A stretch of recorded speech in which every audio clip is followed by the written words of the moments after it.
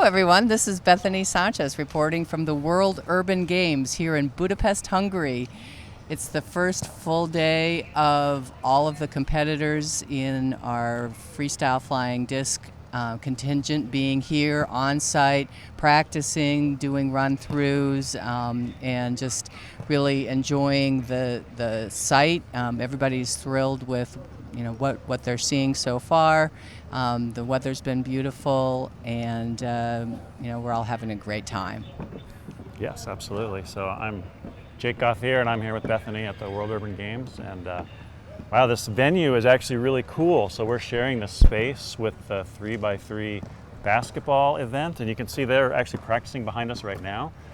But when they're done, we will be freestyling on this event. And I got to say, this is a really great field to play on. Did you get a chance to play out there a little bit? I did. Yeah, the footing is good. The wind was not so much of a factor, although probably a little bit heavier than perfect in terms of being able to really pull off your routine in the most confident way. But our understanding is that the wind will be down the next couple of days, and all will be great. Yeah, should be a really fun event. Yeah. So today we got to go through basically a dry run where we had the judging system set up and several teams come out to the field and perform their routines. I think some performed their routines and some just spawn jammed a little bit just to practice. And I think we got the system set up really tight so that we're going to be able to run through the schedule really fast and keep the action moving. It should be really fun. And Bethany and I are going to be doing commentary together. Yeah, absolutely. So I'm really looking forward to Psyched that. about that. I know, we got to practice Absolutely. that too. Absolutely.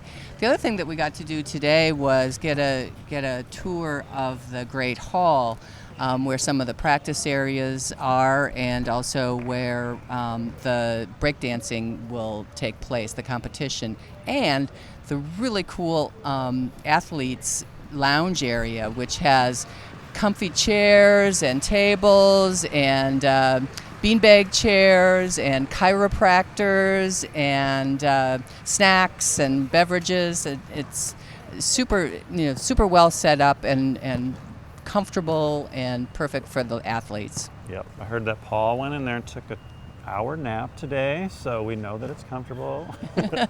We know that it's a good space, but yep. Yeah. And then we also got to have our players meeting, so all hands, everybody got to come, and I got to meet some people for the first time from WIFDIF, so that was really cool too. I got to meet Volker and Knob. I'd never met them in person before. I had, sorry. No, go ahead. I never got to meet them in person before, so it was really nice to meet them, and I just want to say super shout out to WIFDIF for making this all happen, for coordinating with GASIF and getting Frisbee or getting flying disc into the World Urban Games. It's very exciting. Yeah, we're super grateful to WIFDIF and the GASF for including us, and we want to do our utmost, and I think we're all primed to do that, to make sure that 2 years from now, when it comes back to Budapest, that we're invited back and that we continue on that trajectory, broadening our audience, broadening our number of players, and spreading the jam, spreading the fun around the world. So speaking of the players and how we're spreading the jam, and basically we have an opportunity to show off our sport. Absolutely. So of the teams that you saw today, who are some of your favorites? Well, they're all favorites, but so a couple of things that stand out for me. I thought that some of the people that had less experience really rose to the occasion, and I was impressed with everyone's routine, some more than others, but I thought that everybody had done their homework and had done a really good job of putting together a routine that will entertain and fire people up to want to become freestylers and try out our sport. In particular, some of the newer women I thought did a really great job. There was one team in particular that Jake and I were like, they might be a dark horse or not so dark horse for really contending.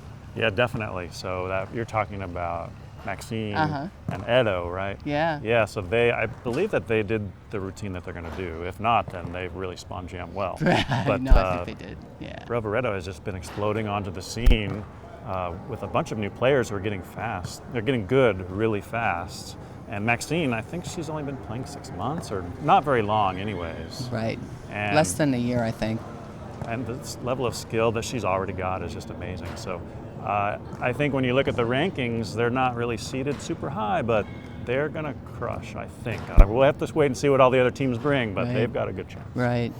The two I was going to say, the two teams from the United States are, I think, appropriately seated first in their respective pools, and I expect nothing but greatness from both of them. I've seen Emma and Daniel's routine, and it's fabulous. I have not seen Juliana and Ryan's, but I know that they put together great routines and are great competitors, so I really look forward to seeing them tomorrow. Definitely. And yeah, we didn't get to see either of them play today, so we're really only going on the few teams that we did get to see, so it's going to be really exciting to see what happens with Daniel and Emma and Ryan and Juliana.